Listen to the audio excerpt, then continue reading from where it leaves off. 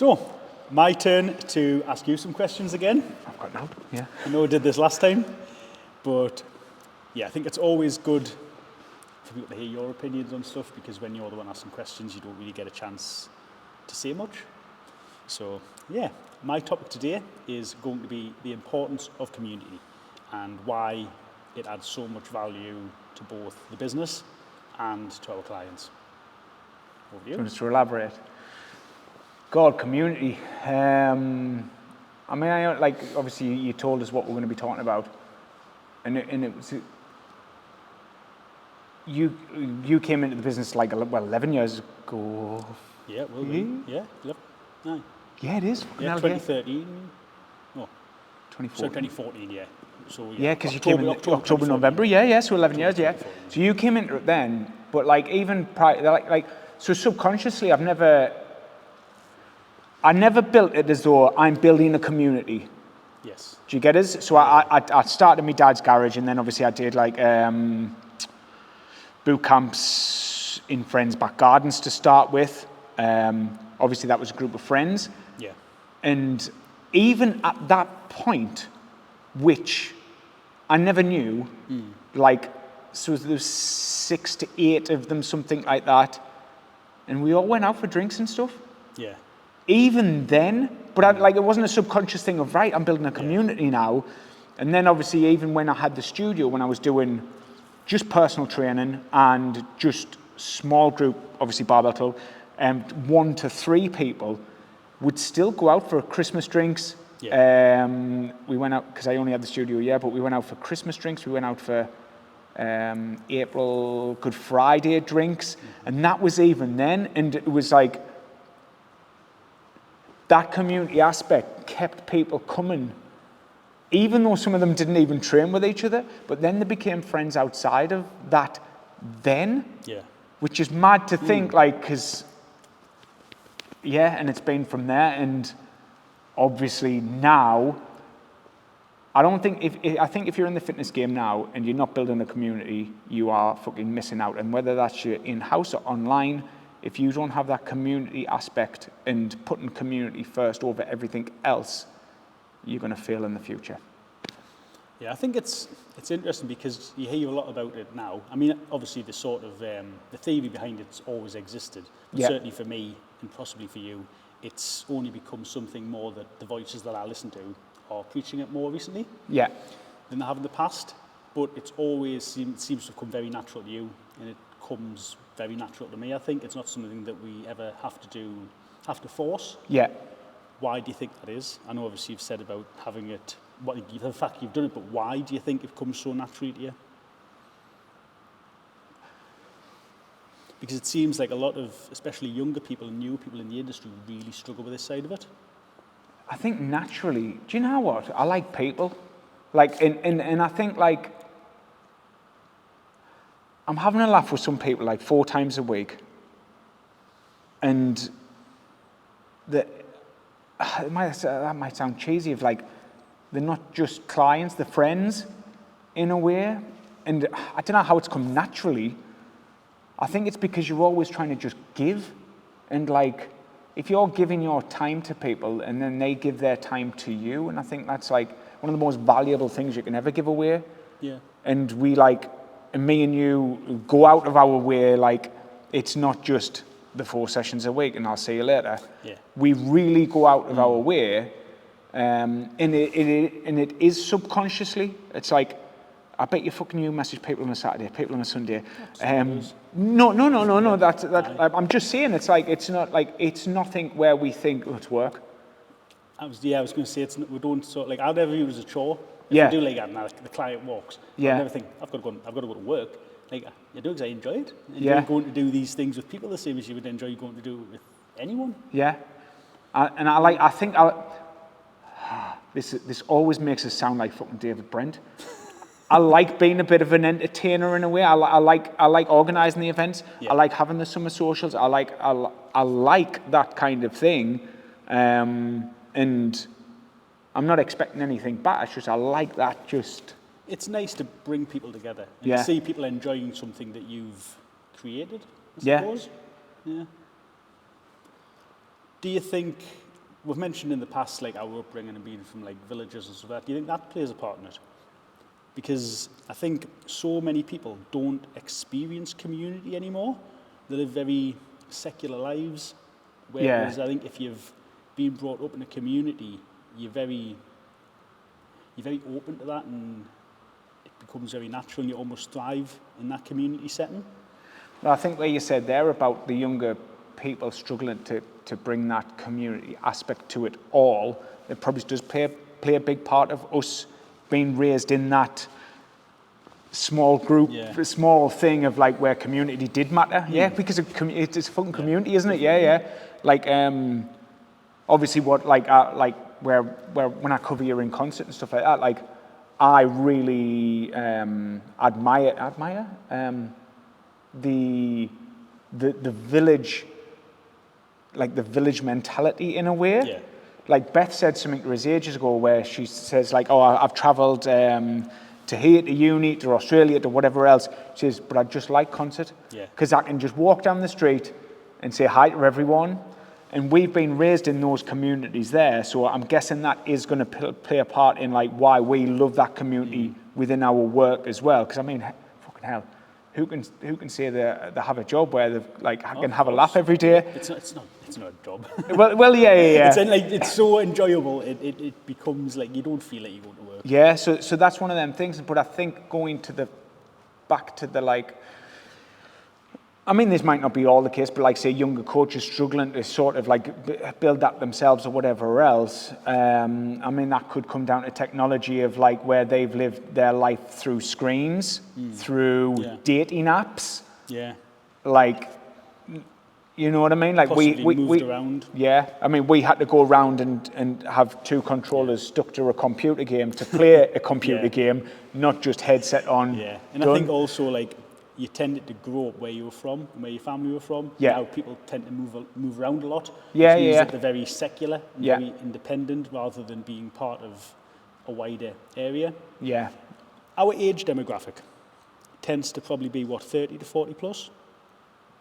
Oh.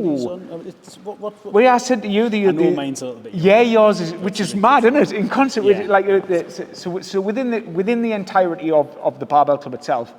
No, I'd say now I would say 40 plus, but I'd say it's shimmying towards like the 45 age range now. Yeah. Do you think the existence of the community appeals to those sorts of people, as opposed to like you see a lot of younger people that'd rather just go to the gym, headphones in, don't want to speak to anyone? Do you think the fact that we have such a vibrant community and that social side really appeals to the people who have grew up with that but now don't have it in their lives because of the way society's changed? 100%. Yeah. 100%. Like, especially for, I hate saying older because it sounds as though like I'm saying older and older and older. Yeah, but especially like 50, 55, 60, right? Who we've got 70s as well. But especially for those people, because like they can come here 4 days a week, have a coffee, get the training in a nice, fun environment. They don't take it serious or anything like that. And no matter what, they'll all say, I'm out for the drinks event. Yeah. Do you know what I mean? And they just have that, I always call it the third place. Like you've got your home, work, and then here. And that's what we've always tried to want it to be. And I suppose that's why we've had clients 6, 7, 8 plus years. I mean, I suppose like you talk about that third home. It used to be the pub. Or the club, it did, yeah. Or even the church. And like people don't do that anymore. And I think it's still a hole that needs filling. Yeah. You need that like thing to turn up. Like some of the conversations, like my 7 o'clock public concert, like the conversations that happen, it's fucking unbelievable. Like it's ridiculous. Yeah. And like you wouldn't get it anywhere else. Like it's like pub crack. It's just almost borders on obscene. Like if someone put a hidden camera in that room for that hour and you watched we are not doing that, yeah. It would just be like, what the fuck? I really actually like what you've just said there in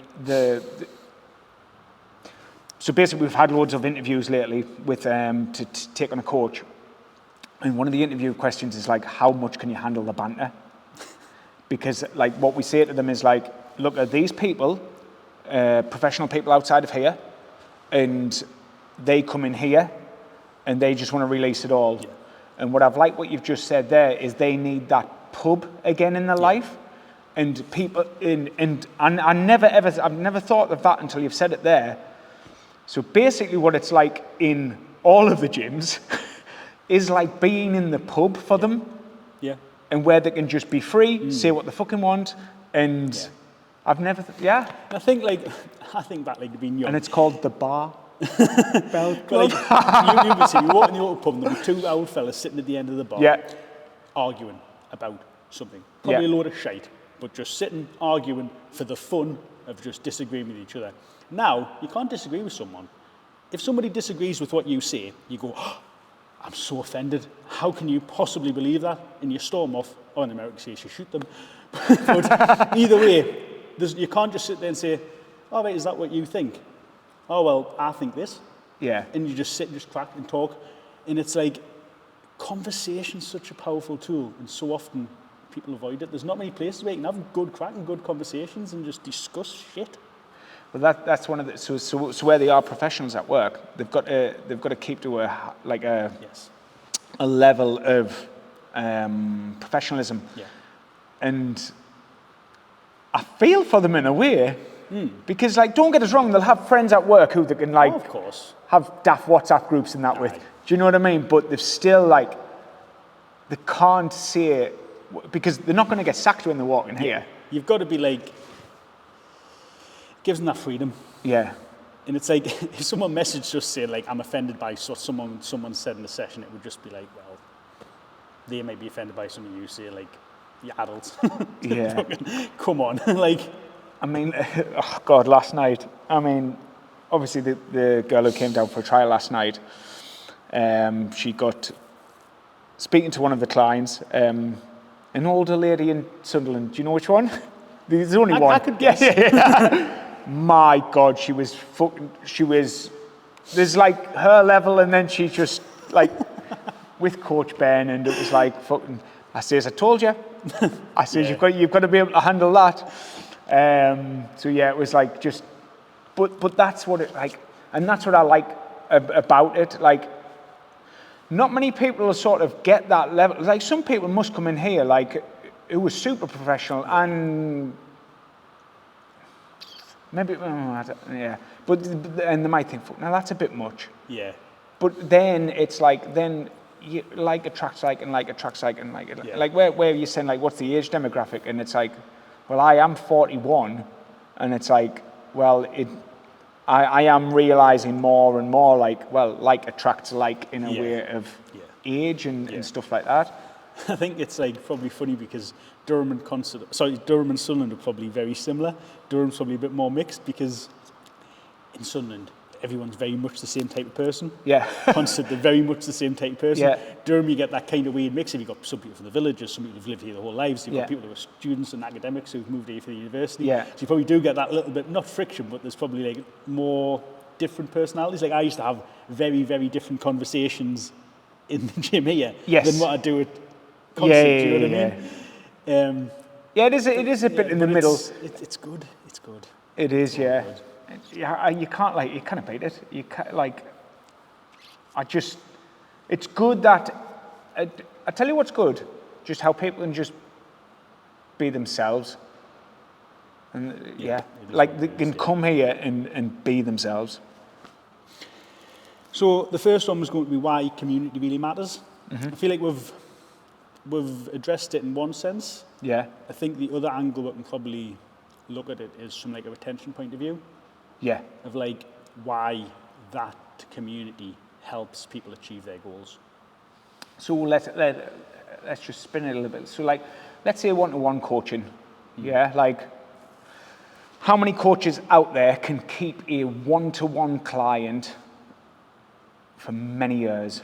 It doesn't happen. It doesn't happen. And do you know what I mean? Unless like that's really what they want and that's really what they have. But what me and you have found it, I mean, don't get me wrong, you had Ashley for years, didn't you? Yeah. Yeah, you did, yeah. And that was like 3 times a week and 2 times a week. And so you had like, so we have had those kind of clients. But if you've got that, even just that little community, I mean, concert's brilliant. Like you've got 6 per session, so it's like you've got that in there, and you've just got that little bit of banter when it comes to that retention. Because you're not just letting the coach down on a one-to-one, say. It's like if you're not coming to that session, you're letting your mates down as well, who you've bonded with. Yeah. And you're not like what's the saying? You sign up for the results, you stay for the community. Yes. Yeah.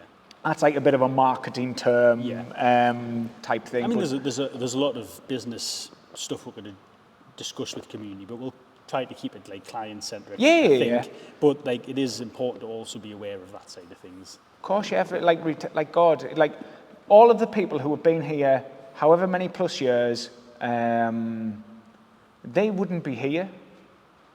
Like if it wasn't for that, they wouldn't. Let's say Emily Snowden from here. Yeah. She's been here however many years. Do you know what I mean? And like, she wouldn't be here if she was like by herself. Oh no. Yeah. Or if it's lonely just going to the gym by yourself. Or if it was the same people. If it was a pay-as-you-go. Yeah. If it was a pay-as-you-go type place where it's just a complete random walking through the doors, whatever else. Like she's found, like obviously Nick Ramsey's in her session. Nick's been here longer than Emily. Please, if I got that wrong, girls, don't hate us. But it's like they've formed a best friendship. Yeah. Do you know what I mean? And that's there, like they're always there for each other. One thing everybody always says is you find out who your true friends are when you do the shred. Right. And it's like people really feel betrayed by the people like around them, by how toxic and negative they actually become towards them when they are being really disciplined. Yes. I don't know if clients say this to you, but I get it all the time. Yeah. And it really is an eye-opener for people of like... Fucking partners as well. How people are so happy to have you there when it's convenient for them and you're doing the things that they want to do. Yeah. As soon as you're not engaging in those activities that benefit them, they become really negative and toxic, and why you're doing that for. And it's like, it's a really weird thing. But if you're choosing to do something like this, you're doing it for a reason. And you're doing it to try to improve your health or your mental health or whatever reason. And to then have other like-minded people who are also doing the same things, who are going to go for the walk with you, and who are going to like make the good choice with you, and they're going to support you, and they're going to say you look mint when you've lost weight, and they're not going to give you any of those toxic, negative inputs that normal people give you. That's so nice. Yeah. It's so refreshing, and it makes everything so much easier. Because I suppose people have made the decision to become a fitter, healthier person, and their friends, family members, whatever, they haven't made that decision. So that's friction in any way. But now they're coming to a place where, now I've done 12,000 steps a day. I've done this. It's like, whoa. And it's like, and especially what you're saying about on the shred, it's like, they'd be like, keep going, you keep going with it, you'll be fine. Whereas the other people would be like, you're not eating that, but we're getting this, like, why are you doing that? It's only once. It's only one time. It's like, what, you're not coming out with us? Don't invite her. And it's like, are you fucking out for a coffee? Yeah. You can. Like, it's horrible that that's a situation, but it's so refreshing when you have that community, because I know it was something that we're meant to touch on in last week's episode and didn't. It was about echo chambers. And it's saying, obviously, like, it's easy to become an echo chamber to yourself. With excuses where it's like you're just only hearing what you're telling yourself all the time. And if you're just going and getting one-to-ones and you're seeing your trainer maybe once or twice a week, which is realistic for most people who are getting one-to-ones because of the costs involved, and you're then going home and you're getting the negativity of your partner, you're being selfish, you're being this, you're being that, and then you're going out with your friends, why aren't you eating that? All you're ever hearing is negativity towards your goal, and it's already something that's hard to do. Like, making these changes is hard. Yeah. And all you're getting is people fucking giving you negative and shit for trying to do something that you're already struggling to do, and that makes it so easy to pack in. Yeah. And if you can then create a positive echo chamber in here, and you come in and it's all just like, you some steps thing, it's like everyone's buzzing about the very things that you're trying to do, and they make the hard things so much easier. Yeah. And I just think it's massive. Well, it's that whole, probably sorry to go into the marketing side of things, but it was the whole training with like-minded people. Yeah. But it is. Of course, but that's the reason why. Yeah. And it's like, but what about like clients not being here? Me and you probably wouldn't be here. If I was a one-to-one coach, and when I first got the fitness industry, I went to Pure Gym and started doing one-to-ones, I wouldn't be in the fitness industry anymore. Oh. You just wouldn't. Yeah. Just wouldn't be. I would have come and I would have gone, and I would never have helped all the people I've helped, because it allows us to do our job better. You know what I mean? It makes it easier to coach clients. It makes it more enjoyable. Like, one-to-ones are a slog. Yeah. Even with good clients, they're a slog. And yeah, it doesn't just facilitate better results for the clients. It facilitates better coaching outlets for us. And Yep, if you 100%. don't get to come Yeah. into a gym like this where that's an option, like you could not run group training in a conventional gym. You couldn't. It would be just impossible. You couldn't run a program like what we do if you were working out of a pure gym or a one gym or anything, any sort of commercial gym. And it totally inhibits you as a coach. Do you think that these big gyms now are, or do they, because we're in our bubbles, do you think they are building communities within them? Nah, it's a totally different thing. They don't want to build communities, because building a community would be counterproductive to what they're trying to achieve. Building a community makes your clients come to your gym. They don't want their clients to come to their gym. Their entire business model relies on it being cheap enough to join and then forget about and not come. They do not want you to attend regularly. There will be a small amount that do, but that would be completely counterproductive to their business model. It's not what they're trying to achieve, because they can have 10 times the members by people not coming than they could if they had set communities that came all the time. Because I'll tell you one of the reasons why I said it, because like obviously I do a lot of the marketing and stuff. So pure gyms have started to do more marketing on, do you know, like us with the interview stuff? Right? They've started to like use those in ads of like getting clients and using the words community and stuff like that. It could just be a huge marketing thing. These could be actors, whatever else. The thing is, it's trying to get people to sign up. Yeah. But the community's not there after that. Do you know what I mean? It's like you might sign up for the community because that's what you want, and obviously it's like anything. It's like we've been talking about this for 10 years. It's like the same as all the tracking and the steps we've been talking about for 15 years. But now it's all becoming more prominent in the language people use. It's like weight training now. Yeah. How many middle-aged women turn around and say, "Oh yeah, weight training's great for you, isn't it?" Just I normal know. women. Yeah. It's like it's becoming like creatine. Yeah. Like Granny's taking creatine. Well, it was practically a steroid 20 years ago. It's like that type of thing. And it's like everything catches up, and people are now more aware of what they want and what they need. Yeah. So it makes sense that in their marketing, they have to try to appeal to that. But it doesn't exist. It can't exist. How can you ever have a community in a gym that you turn up by yourself at any time of the day? You're not going to be there at the same time. So the chances of, unless you're like the pensioner crew, They've got classes though. would go like 9 till 10. Yeah. You always see the same people. You're not going to have a community. It's impossible. It's a totally different thing. I'll let you ask. I've got loads to say, but I'll let you ask. Again, we've kind of touched on, so it's probably going to be quite a quick one. Why do humans thrive in groups? Why do we crave it?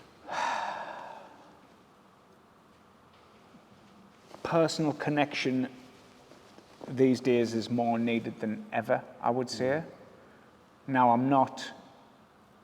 I am the worst person when it comes to like mental health and all the rest of it. Do you know what I mean? I'm just shit at it, right? But because of the world we live in and the how we're alone a lot of the time, especially people working from home, like we didn't realize how much, a lot of people probably still don't realize like how much human interaction now is such a huge net positive to our lives. Like being able to just see people and interact with people. If you work from home and all you've got is like the kids' school runs or whatever else, and let's use a pure gym for an example, and you go there with your headphones on and you go back home, like what kind of life is that? Like, was it last week's episode, I think you said about like where you felt like closed off, where you'd only been to the gym and home gym and home gym, and you were in that bubble, and it's like, so people get into these bubbles, and now more than ever, I think, we need that. And I think I spoke with Ben before about like, I might have been with you actually, where a lot of people have done like a lot of online coaching now, like obviously came out of corporate and then online coaching and all the rest of it. But I think in the next few years, like stuff what we do, where it's the group training stuff, I think that's going to really come back, and it's going to be one of the biggest things around, where because we have been alone for so long, and this isn't everybody, by the way, like, it's like we're not just like in a shed. I think that people are really going to come in and understand, like, it isn't just a buzzword community, it's a thing what will be better humans if we have it in our lives. Yeah. I think as well, from like a psychological point of view, anthropologically, like, our brains haven't adapted with the changes of our life. Yeah. Like, I know you've monkey brain. Yeah. Our brain is still the brain that developed over time. It still craves those same things. And obviously, like, community from a survival point of view, from like when we actually developed as beings, like, you were either in a community or you died. Yeah. Like, you literally, if you were by yourself, you were done. You couldn't survive by yourself. And like, we still crave that. Like, we're still in something in there.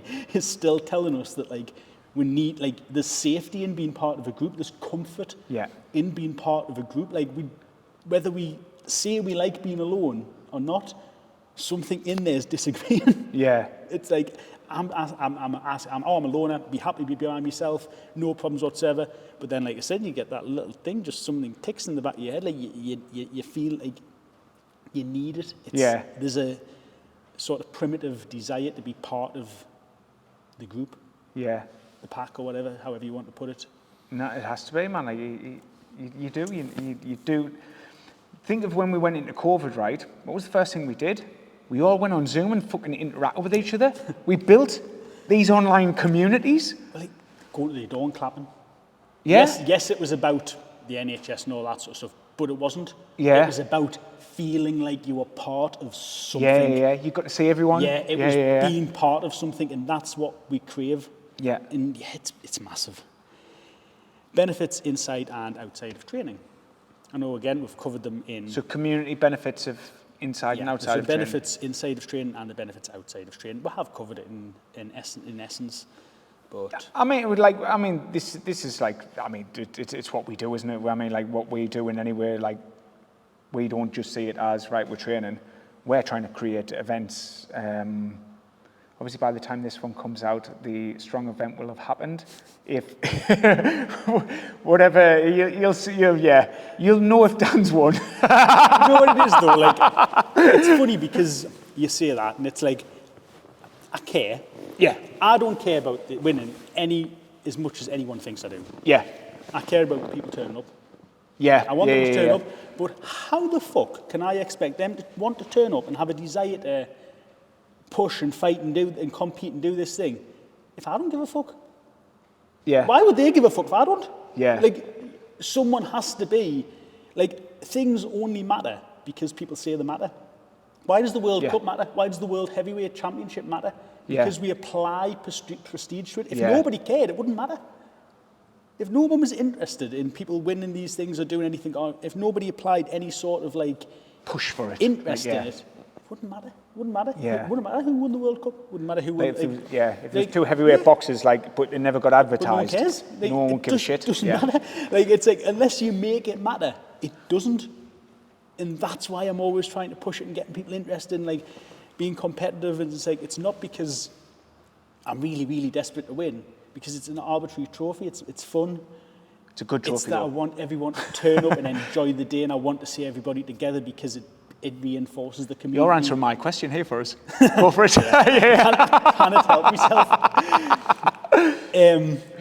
Because I think people just think it's my competitiveness, and it's not. It's because it's trying to get everybody together. It's building that community, and that feeds into everything we've talked about. Yeah, but like on the question, it is like what's like inside and outside of the gym, and it's like we don't just want it inside the gym. Like, if we want it outside the gym, it's at the end of the day, like, they love it, you know what I mean? And we love it, but it's like, well, there's more than the gym we can do together as well, and it's when we've done them long walks. Yeah. It's like, that's something, and where you've done walks with the concert crew, and it's like those things, it's a joint goal towards whatever our goals are as well, and it's fucking good. It's like, I would never have thought 15 years ago or something like that, I'd be going out for a 10-mile walk with a load of people, just a walk. Yeah. Do you know what I mean? And those days I get to talk to some people who I'll only have like a 20-second conversation with in here, and I'll have a 2-hour conversation with them. I'll know more about them in that 2 hours, like in that period of time, and it's like, fucking, I didn't know this about you, and it's so good, because we've always got our old friends, do you know what I mean? But it's so good to get to know, God, like, I'm trying to think of just somebody who I've like Kieran, yeah? Yeah. Like, so, obviously, like, never had a full I mean, I've obviously been in the villa, I've had loads of conversations with her now, but like for a long walk, and then I'm talking to them for hours or whatever else, it's like, fucking hell, like you've done so much stuff, and it's always good, that community aspect. So me and you are the same, like where we are coaches, so I'll ask a question to clients and just let them talk. Yeah. And that's what people really appreciate, being heard. And within these community feel, it's good to be heard. Definitely. Sam was always going, like, when we used to do the walks, because he'd just ask us questions. But it's like, he used that hour and a half to just pick my brain. Yeah. But it's like, how often can you give an individual client that much time? Yeah. Do you know what I mean? With all of our knowledge and experience, to just have the opportunity to just sit and just feed off that for like an hour and to just take it in to learn. Yeah. And it's like, it gives the clients an opportunity to like, take stuff from us as well, to give them time that we couldn't otherwise give them. Because we can only go into long form on this, Well, yeah, in a it's hard. sense. I mean, do you know what I mean? It's one of the reasons why I want to do like the nutrition seminar, and Yeah. because you find yourself trying to do it during the sessions, but like you can't, you just can't. Yeah. You can't say what you want to say because you're trying to run a session, and it's just it's another way to give clients more of us. Yeah. And it shows a different side to us. It's like, at the end of the day, you can be serious in the sessions, and then you can be pissed dancing down Durham. Yeah. And like it doesn't matter how fucking drunk you got, right? course. They'll talk to you forever, but they'll love that. Do you know what I mean? So they'll always have that with you. It's like people don't want to be robots. They want to look good and be fit and healthy, but they also want to be able to enjoy yourself. Yeah. And it's like seeing fit and healthy people also relaxing and enjoying themselves just sort of proves to them that it can be done. You can do both. Like, you don't just have to be one or the other. You don't have to be a fucking monk or like a fucking wreckhead. Like, you can still be a fit and healthy person, have your shit together, but also go out and enjoy yourself and be social and do those fun things, because nobody wants to miss out on them. Yeah. I think with the walks as well, it's like, we never see it as a chore or a burden. Yeah. But a lot of coaches would. They'd say, like, I'm not getting paid. I'm having to do it outside of work. I'm having to go for walks with like, my clients and all that. And they wouldn't want to do it. And it's like, last walk I did, 2 people turned up. Yeah. Stacey and her mum and their partners. And it was great. It was a good crack. I enjoyed it. Loved every minute of it. But taking that leap and doing that, they now go out every Wednesday together and go for a walk. Yeah. And now Jane's joined them. And it's like, just by taking the lead and giving the clients the opportunity to get out and to do that together, they've now ran with it themselves. And I don't have to go every week, they go and do it themselves, and it's great, and they've got the little community thing going on. But it's like, how many coaches just, they don't want to give that initial morning? I think any coaches who aren't willing to give the time outside of it and think that anything's a chore shouldn't be a coach. Yeah. Like, I'm really, like, there's more to it than just taking people through a session and telling people what to eat and drink or whatever else. It's like, they won't last long. I think That's the thing. People fall into the trap of the way they value the time, in the sense of they always value the time as like a paid commodity. Yeah. Like, well, I'm not doing it if I'm not getting paid. Like, I work, I want to get paid. And it's like, yeah, but you can extract value from your time that isn't financial. Do you know what I mean? There's a lot of things that you can gain from doing these things that will then benefit you further down the line. And people don't necessarily think of the bigger picture with respect to that. Oh, the thing is, right, let's say you didn't do those community walks or whatever else, and like you didn't do that because you're thinking, well, I'm not getting paid for this. It's like, well, how long are those clients going to last you compared to if you did go for walks with them all the time? Of course. Yeah, do you know what I mean? Just, like, As much as this isn't about business, it's like, if you're giving away your time, like I said, time is one of the most valuable things. If you're actually giving away your time, people will give you your time back, Of course. and they'll feel what's it like the thing towards you, like the loyalty. Yes. You feel as though the loyalty towards you, and like, yeah, of course. It's a two-way thing. Always. I mean, it's like clients aren't going to give you anything back if you aren't giving them anything. It's the same with results. Like, how many of our clients with the competitions, with the shreds, want to do it as much for us as they do for themselves? Yeah. Like, they really do. Like, they want to do it for us, for the gym, for the people that train, for everything. And it's another motivator. Yeah. Because if you're only doing stuff for yourself, then we've proven before you can lie to yourself, you can convince yourself that you don't care. But if you're doing it for somebody else and for other things, then it adds like a little bit more to it, and it makes you a little bit more likely to get there. The cost of no community, again, I feel like we've kind of probably covered it in a sense. I mean, like, same again, I'm not great with the mental health stuff, but it's like the rate of whatever the statistics are, like depression, anxiety, whatever the list goes on, like it's probably at its all-time high. And imagine if those people just did have that third place. And it doesn't have to be a gym or whatever else. It can be fucking cookery class. Do you know what I mean? Just anything. It could be anything. And like just having a weekly meet up, or 2-3 days a week or whatever else. I mean, that's probably why you see a lot of old women like going for a coffee with all their old friends. Oh, of course. Do you know, like a group of them? You'll see a group of them going together, and then you'll get that one who probably doesn't. Yeah. I mean, we don't hear of them. Well, And it's quite sad, isn't it? Oh, and like, does that? I mean, the cost of not having a community is, God, that can be really deep. Like, well, yeah. I mean, that we could both cry here, Dan. Maybe somebody not you, but you know what I mean. But that is, I think that like at the darkest end, like at the darkest end it's there, and obviously where Sarah does a lot of gets on the phone to people and all the rest of it. It's like there's so many people could just be helped, and it's not even the weightlifting or anything like that. It's just by having somewhere to go to a few times a week, and having that. And it's like the amount of people who's actually like said such nice things over the years to us, definitely. like about all of the friends they've made here, and fucking hell, we've had weddings, babies as well. Do you know what I mean? But like to not have a community, I mean, you don't know until you've got it. Yeah. That's the thing, isn't it? Until you lose it. Until you lose it, yeah. I think like our local pub was going to shut, and I got very involved. I was very proactive. Yeah, I think like lots of people were, but say, you don't even go. And it's like, yeah, don't. But it's like, I recognise the importance. Like, I'll walk past there every night, 8 o'clock, come down from the gym. And there might just be 3 old men sitting there having a pint. And if that pub wasn't there, they'd all be sat in their own house by themselves. Probably the only person to see all day. The wives, like if someone widowed, that type of thing, and it's like, that's literally it. That's literally the fucking last place they've got to go in the world where they can like see someone or have anything. And it's like, once that's gone, you're never getting it back. And it's like, it's important to preserve these things because, like you said, what are we without community, without people around us? Yeah. And I think this is, I mean, we don't probably know anyone personally who doesn't have that. Well, yeah, that's the thing. I mean, do you know what I mean? It normally tends to be obviously like, for most people, it's when they get in the very, very later stages. Yeah.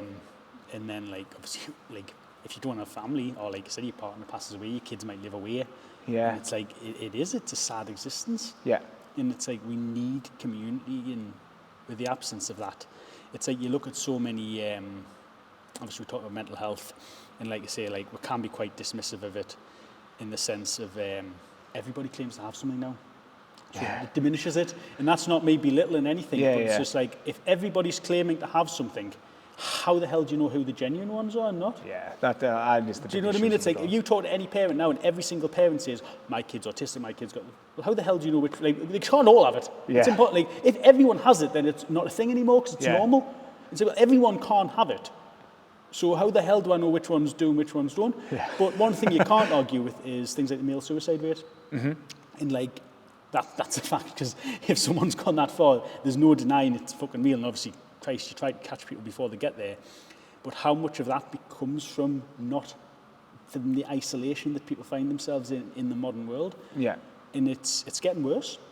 I think, especially for men, I mean, obviously we're always going to say especially for men because we're going to see that in our friends and the thing, and we're going to see it from our perspective. That's not to diminish anything going on with women, it's just we're never going to be able to see things from their perspective because we're not women. But you see it so often where, like, men don't socialise in the way that they used to. Yeah. In the sense of, like, your dad was probably the same, my dad, like, 2-3 times a week, they'd be down the pub with the lads, seeing them. And it's like, we don't have that anymore. Like, me and the lads have been trying to arrange a drink for, 9 months? Do you know what I mean? Everyone's married, everyone's got kids, everyone's doing things, and it's like, it's just hard to get the time together to go out. And having the gym to come and crack on 4 times a week, it creates that there's no need for it. It literally fills that void instantly, and it fills it with something that's beneficial for you. Yeah. Do you mean you're not taking your shit home? If you had a shit day at work and you're coming in and you're smashing out heavy deadlifts, by the time you go home, you're not going to be in a huff anymore. Do you know what I mean? Like, you've got it out of your system, and it's like the big crack and stuff like that, and it's like, you probably don't recognise it as being as much of a support system as it actually is. Have you ever seen that thing on Netflix about the centenarians? No. Is Centurions. it? So no. The people who lived to 100. Right. Oh, right. Yes. Have you seen that? Yes. I haven't seen it, but I've seen it. Okay. I know of it. We watched that about a community because basically, so all of the people who are living longer, right, still have all the family members around them living there because they don't need to go to the doctors or hospital as much because they've got all of that support around them. I'm forgetting it's in, not Shanghai, Taiwan. I'm going to fuck this royally up. Where's like that really posh country? Where it's like Singapore. Oh, right, yes, it's all, Yeah, so so I'm sure in Singapore, you get like, so not like in the main part, so I'm sure it's in, I might get this wrong, but you get paid like cheaper rent if you live closer to your family. Right. And that is all to do with having your family members around you, which takes less strain on their like NHS, do you know what I mean, like, on their hospital system, and it's working. So all of these people who were living to 100, like in Japan and that, they all in a community of people, and there's one place in America, what's this private place for older people to retire to. So it's like a retirement village, but they keep it a massive community. So the sports every day, there's like badminton, tennis, and they're keeping the community, and people now are living in this community like well past where they should be, all because they're in that thing. It probably just gives them a will to live. And it's like, have you ever seen when they take the kids into old people's homes? Yeah. They take like a group of toddlers and just let them, and like it's like turning on the lights. You'll see these like old people that look like zombies, and all of a sudden they're like bing, because like there's excitement in their life. Yeah. Like there's this ball of energy that's like giving them life. And it's like just having that will to live, that reason of like something going on. But the shit thing is about the care home, so it's like, what did they say? There's some strange statistic about how much faster your life goes, like when you get put into a home. I mean, we had to put my uncle in the care home, and he went straight from hospital, and the social put him into a care home. Yeah.